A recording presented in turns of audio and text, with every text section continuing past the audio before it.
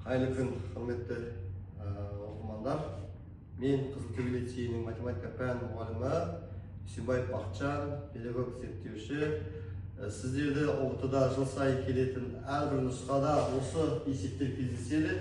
Соның әрқайсысын көрсететін боламын. Бірінші есепте бізде берілгені логарифм 3 негізінде 12 тең А болса, логарифм 3 негізінде 18-і А арқылы 12 деп мәнін табыңыз дейді.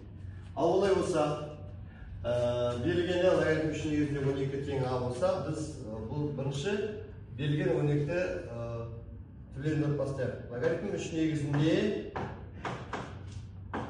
12-ні, яғни 12-ні не боламыз? Логарифм 3 негізінде 3-ке бөлгенне 4 қой.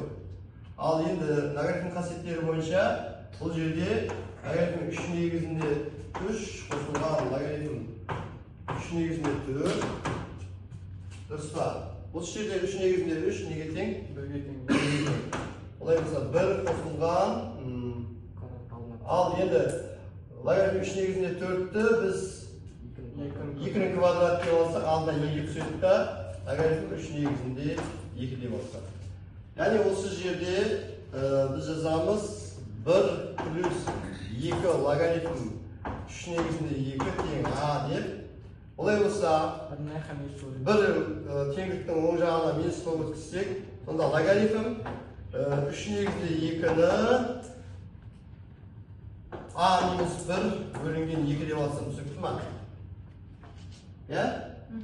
Олай болса, келесі біз логарифм 3 негізінде 18-ді неше бөлінген неше деп аламыз?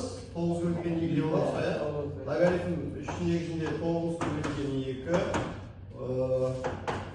Логарифм 3 негізінде 9 плюс логарифм 3 негізінде 2 деп ала аламын ғой? Қасиеттері бойынша. Олай болса, осы жерде мынау 3-нің квадраты, сонда 2 тең болады ма? Осы логарифм 3 негізінде 2 неге тең? А минус 1 бөлінген 2. Осы жерге орнына қойсам, А минус 1 бөлінген 2. Не істейміз? Ортақ бөлім бергенде 4-тен 1-ді азайтсақ 3 болады, сонда А плюс 3 бөлінген 2. Яғни бізге есептің ең соңында жауабы логарифм 3 негізінде 18 тең А плюс 3 бөлінген 2. Осы жауапты ала кетеміз.